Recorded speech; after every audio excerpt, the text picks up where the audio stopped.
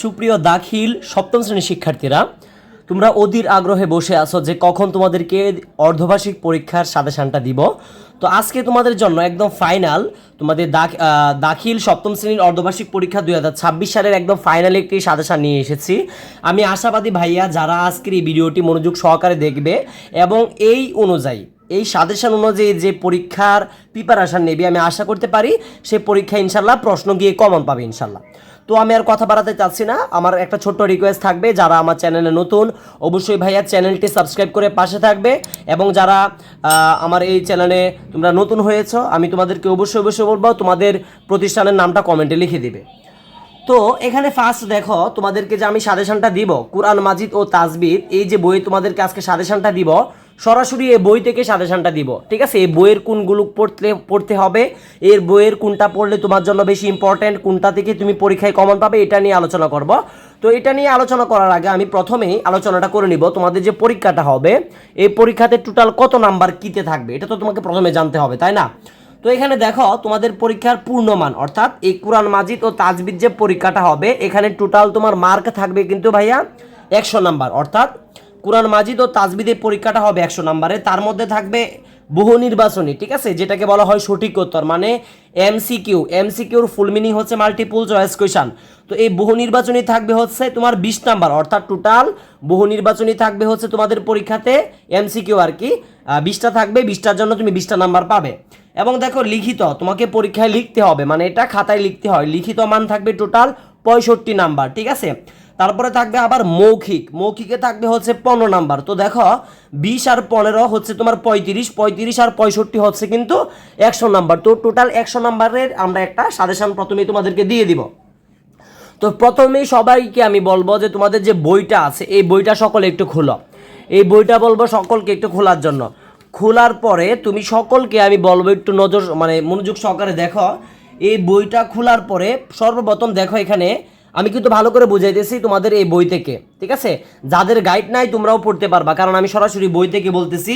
দেখো প্রথমেই তোমাকে লক্ষ্য রাখতে হবে তোমাদের যে এবারে সাজেশনটা প্রথম অধ্যায়, ঠিক আছে।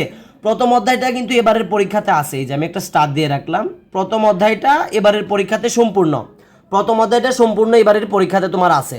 তো প্রথম অধ্যায়টা কত পৃষ্ঠা পর্যন্ত, এই যে এখান থেকে দেখো প্রথম অধ্যায় আল কোরআনের পরিচয় ও ইতিহাস, এখান থেকে শুরু করে এই যে 5 পৃষ্ঠা পর্যন্ত, এই পর্যন্ত কিন্তু প্রথম অধ্যায়, এই যে এই পর্যন্ত হচ্ছে প্রথম অধ্যায়। আর এখানে তুমি দেখতে পাচ্ছ যে কিছু অনুশীলনী দেওয়া আছে, এমসিকিউ দেওয়া আছে।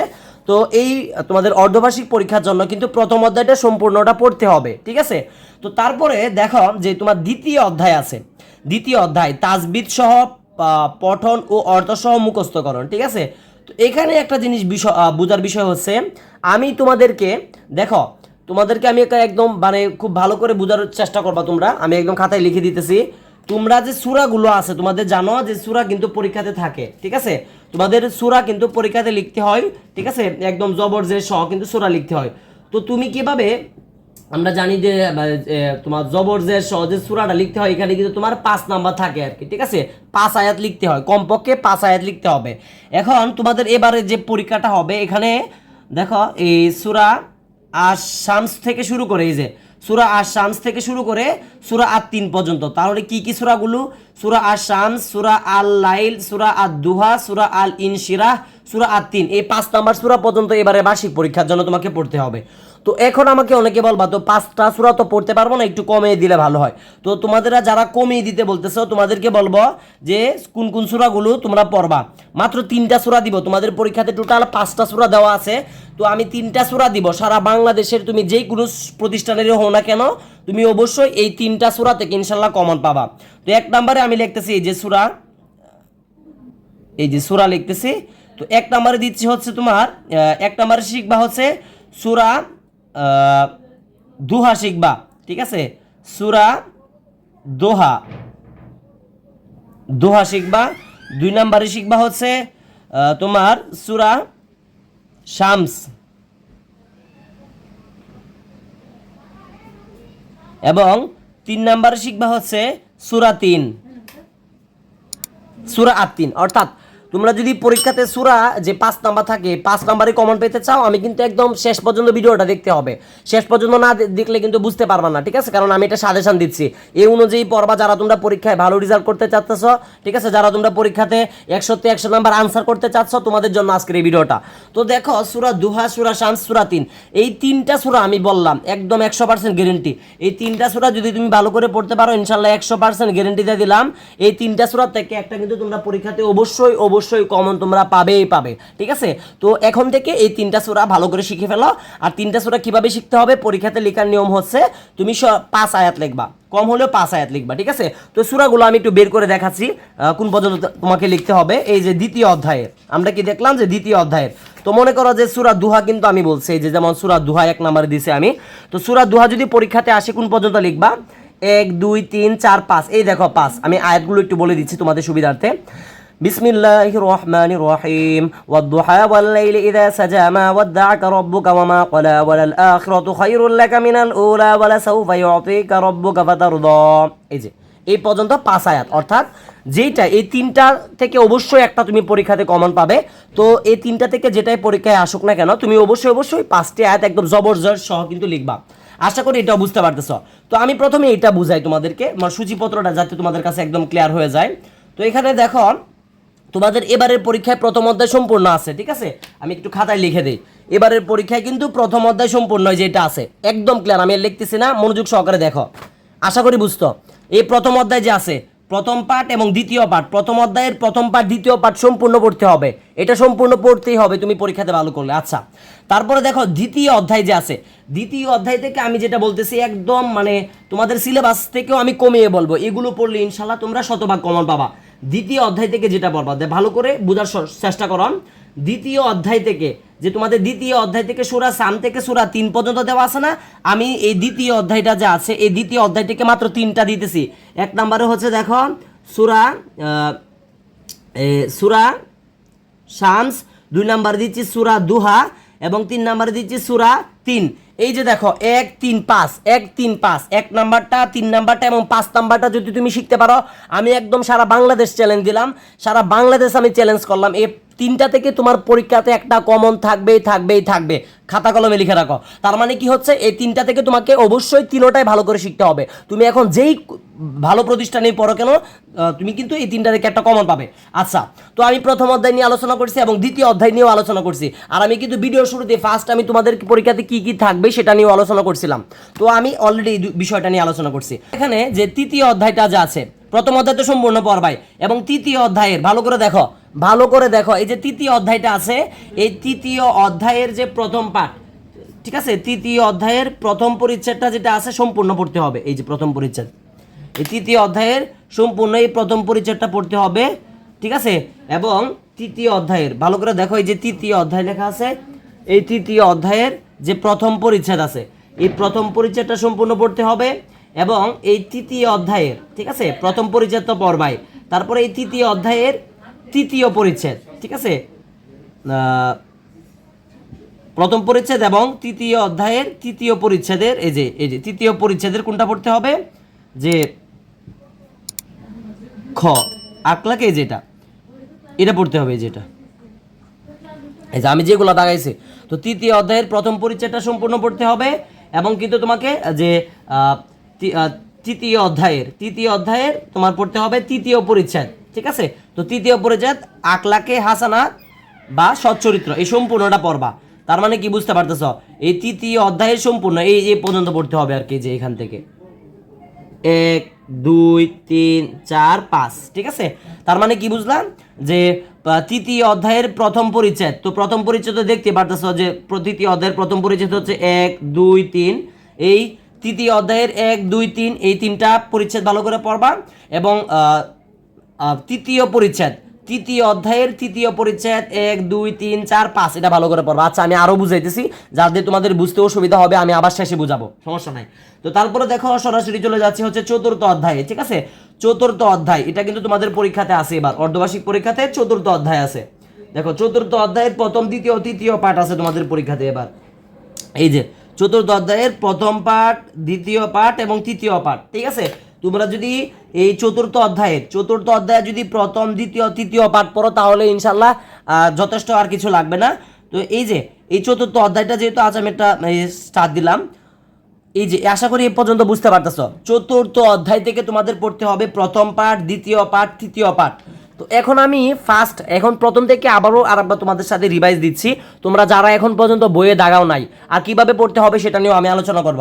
তো আবার দেখো, প্রথম অধ্যায় কিন্তু সম্পূর্ণ পড়তে হবে। কি কি পড়তে হবে প্রথম অধ্যায়ের? প্রথম পাঠ ওহির বিবরণ, দ্বিতীয় পাঠ কুরআন মাজিদ তেলাওয়াতের গুরুত্ব ও ফজিলত, এই দুইটা পড়তে হবে তুমি পরীক্ষায় শতভাগ আনসার করতে চাইলে। তো তারপরে দেখো দ্বিতীয় অধ্যায় যেটা আছে, দ্বিতীয় অধ্যায় তাজবিদ সহ পঠন ও অর্থ সহ মুখস্থকরণ, ঠিক আছে। তো এখানে তোমাদেরকে আমি কমিয়ে দিচ্ছি, তোমাদের সিলেবাস অনুযায়ী টোটাল দেওয়া আছে 5টা, 1 2 3 4 5, 5টা দেওয়া আছে। তো আমি 5টা থেকে তোমাদের সুবিধার্থে কমায় এটাকে 3টা বলছি, ঠিক আছে, যাতে তোমার প্রিপারেশনটা ভালো হয়। অনেক স্টুডেন্ট 5টা শেখাটা খুব কঠিন হয়ে যাবে, তো তোমাদের কথা মাথায় রেখে আমি এটা চিন্তা করছি যে 3টা দিব। তো আমি তোমাদেরকে বলতেছি যে যত ভালো স্টুডেন্টই হও তোমরা কে বলবো মাত্র এই 3টা শিখো। দেখো দ্বিতীয় অধ্যায় থেকে শুধু অর্ধবার্ষিক পরীক্ষার জন্য পড়বা, ভালো করে বুঝবা, যত মানে আমার সর্বোচ্চটা চেষ্টা করে তোমাদেরকে বুঝাইতেছি যাতে তোমরা পরীক্ষায় ভালো করে আনসার করতে পারো। দ্বিতীয় অধ্যায় থেকে প্রথম সূরা আশ-শামস, সূরা আদ-দুহা, সূরা আত-তিন, এই দ্বিতীয় অধ্যায় থেকে 3টা সূরা শিখবা, তাহলে যথেষ্ট, তুমি একটা পরীক্ষায় কমন পাবা। আচ্ছা, তারপরে দেখো তৃতীয় অধ্যায় আল কুরআন প্রথম পরিচ্ছেদ। তৃতীয় অধ্যায় থেকে তোমাকে অবশ্যই যে প্রথম পরিচ্ছেদটা আছে ঈমান, এটা সম্পূর্ণ পড়তে হবে। প্রথম পরিচ্ছেদে কি কি আছে দেখো, আমি অলরেডি কিন্তু তোমাদের সামনে দাগাইছি। দেখো প্রথম পাঠ ফেরেশতাদের প্রতি বিশ্বাস, দ্বিতীয় পাঠ আসমানি কিতাবের প্রতি বিশ্বাস, তৃতীয় পাঠ তাকদীরের প্রতি বিশ্বাস। অর্থাৎ এটা তোমাকে একদম ডিটেলস পড়তেই হবে। এই 3টা বিষয় মাত্র পড়বা, খুব বেশি একটা পড়া না, খুবই সহজ। কিভাবে পড়তে হবে এটা আমি দেখাচ্ছি, সমস্যা নাই। এই বিষয়টা শেষ করে তোমাদেরকে দেখাবো কিভাবে পড়তে হবে। আচ্ছা, তারপরে দেখো দ্বিতীয় পরিচ্ছেদ থেকে তৃতীয় অধ্যায়ের তৃতীয় পরিচ্ছেদ। এই দ্বিতীয় পরিচ্ছেদ কিন্তু এই যে ইবাদত, এটা কিন্তু এবারের পরীক্ষাতে তোমার নাই, মাথায় রাখবা। এটা কিন্তু এবার যে দ্বিতীয় পরিচ্ছেদে আছে, এটা কিন্তু সালাত, সাওম, জাকাত, এটা কিন্তু এবার অর্ধবার্ষিক পরীক্ষাতে তোমাদের নাই। তুমি শুধু প্রথম পরিচ্ছেদটা সম্পূর্ণ পড়বা তৃতীয় অধ্যায়ের, এবং তৃতীয় অধ্যায়ের তৃতীয় পরিচ্ছেদের এই 5টা পড়বা, ঠিক আছে। এই যে আখলাকে হাসানাত বা সচ্চরিত্র, এই যে এইগুলো যে দেখাইছি, তার মানে কি তৃতীয় অধ্যায়ের তৃতীয় পরিচ্ছেদের পড়বা শুধু এই 5টা। কি কি? প্রথম পাঠ তাকওয়া, দ্বিতীয় আল্লাহ ও রাসূলের প্রতি আনুগত্য, তৃতীয় পাঠ ধৈর্যশীলতা, চতুর্থ পাঠ প্রতিবেশী ও সঙ্গী সাথীদের সাথে সদাচরণ, পঞ্চম পাঠ অঙ্গীকার পূরণের গুরুত্ব। অর্থাৎ আমি যেটা বললাম, তৃতীয় অধ্যায় থেকে প্রথম পরিচ্ছেদের 3টা এবং তৃতীয় পরিচ্ছেদের আখলাকে হাসানা বা সচ্চরিত্র থেকে 5টা। আশা করি এটাও ক্লিয়ার। তারপরে দেখো চতুর্থ অধ্যায়, আমি আবার রিভাইজ দিচ্ছি। চতুর্থ অধ্যায় থেকে তাসবিহ শিক্ষা থেকে প্রথম দ্বিতীয় তৃতীয়, অর্থাৎ তাউজ ও তাসমিয়া পড়ার নিয়ম, দ্বিতীয় পাঠ মাদের বর্ণনা, তৃতীয় পাঠ হায়ে জমির পড়ার নিয়ম। অর্থাৎ এই 3টা পড়লে ইনশাল্লাহ তোমার কিন্তু যথেষ্ট। অর্থাৎ এখন অনেকে বলবা যে এইটা কোনো সাজেশন হলো কিনা, আসলে এটাই হচ্ছে সাজেশন। আমি তোমাদেরকে যেইগুলো বলছি এগুলো যদি শুধু পড়ো, এগুলো পড়লে ইনশাল্লাহ এক পরীক্ষাতে 100 নাম্বার আনসার করতে পারবা। এখন বলবা যে কিভাবে পড়বো, কিভাবে পড়তে হবে, আমি তোমাদেরকে একটা টেকনিক বুঝাইতেছি।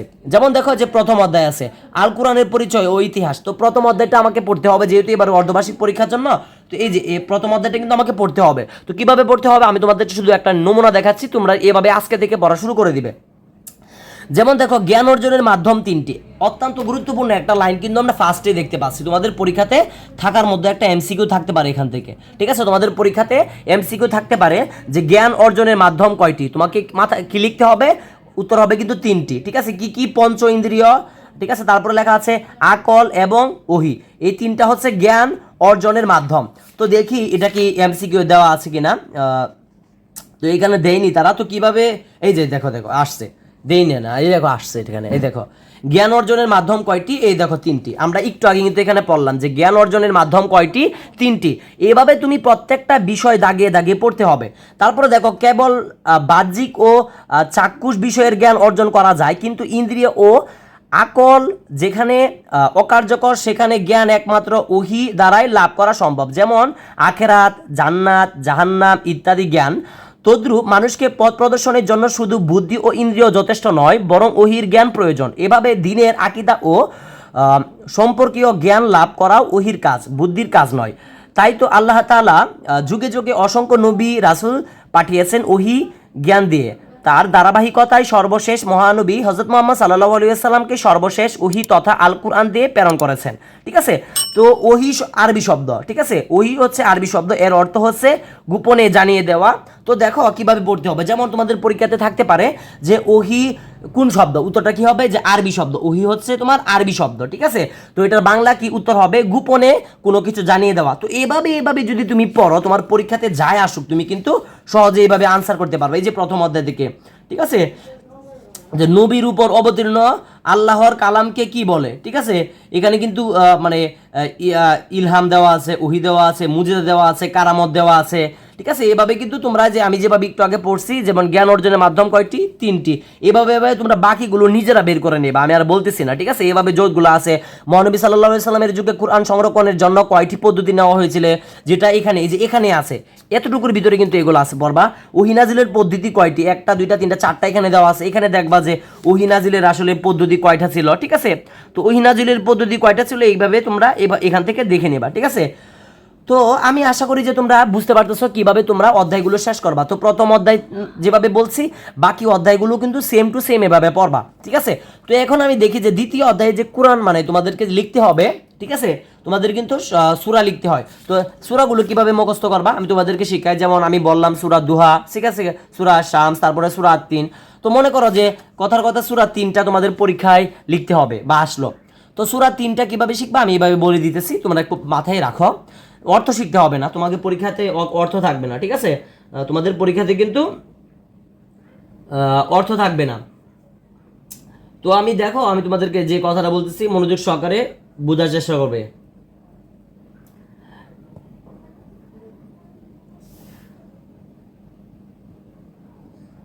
আর তোমাদের কিন্তু সূরায় কিন্তু আবার অনুবাদও লিখতে হয়, যে বিষয়টা সূরা তিন অনুবাদও তোমাকে শিখতে হবে। আমি তোমাদেরকে বলতেছি, দাঁড়াও, ডিটেলস যে কথাটা মানে যে কাজটা করলে তোমাদের ভালো হবে সেটা হচ্ছে, তুমি যে 3টা সূরা আমি বলছিলাম, এই যেটা দেখো, দেখো এই যে সূরা শামস, সূরা আদ-দুহা আর সূরা তিন, এটার 5টা আয়াত খুব ভালো করে বোঝার চেষ্টা করো।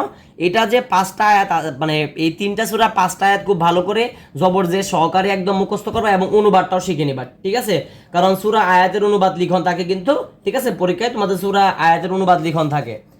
তো এটা আর কি কথা, আশা করি